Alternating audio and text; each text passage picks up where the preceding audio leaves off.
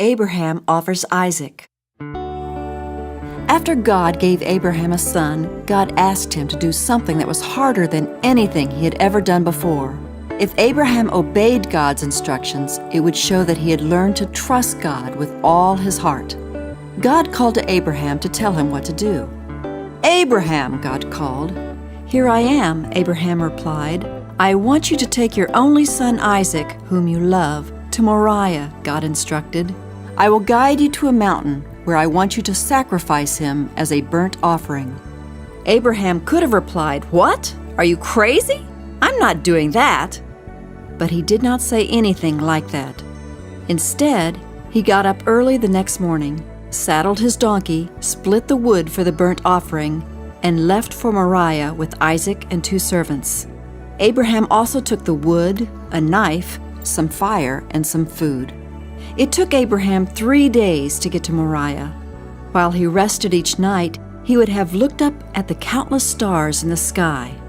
Those stars would have reminded Abraham of God's promise to make Abraham's descendants through his son Isaac as countless as the stars in the sky.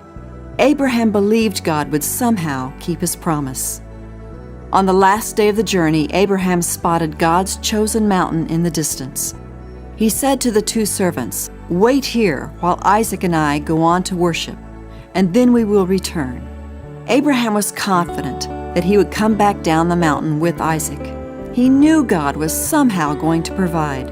Abraham laid the wood for the sacrifice on Isaac to carry, and took the fire and the knife in his own hands. This made Isaac wonder. "Father," he asked, "we have the fire and the wood, but where's the lamb for the sacrifice?" Abraham didn't tell Isaac that he was the sacrifice. Instead, he said, "My son, God will provide a lamb for a burnt offering." His father's answer satisfied Isaac, and they went up the mountain together. There, Abraham built an altar for the sacrifice and arranged the wood on the altar. Then Abraham turned to Isaac and tied his hands and feet together and laid him on the altar on top of the wood. Isaac knew for sure that he was the sacrifice. We don't know if he said anything to his father, and we don't know how he felt. But he must have been frightened as he saw his father raise the knife to kill him. As Isaac braced for the blow from the knife that would end his life, the angel of the Lord cried out, "Abraham, Abraham!" Abraham lowered the knife to his side and responded, "Here I am." He knew God was talking to him. God told Abraham not to harm his son. "I know you respect me because you didn't withhold your only son from me," God said.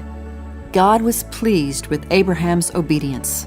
Just then, Abraham saw a ram with its horns caught in a thicket. The ram was stuck and couldn't run away.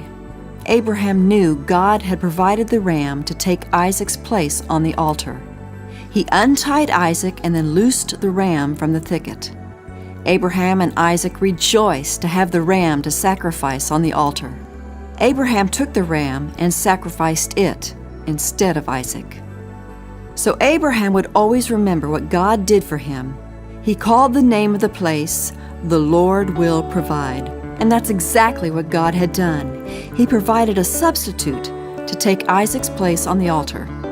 God's angel spoke again to Abraham and told him that all the nations of the earth would be blessed through one of his descendants. That blessing is Jesus Christ. He came to earth and died on the cross for our sins as our substitute. If we trust in Him for salvation, we will be delivered from the penalty for our sins, and we will spend eternity with Jesus in heaven.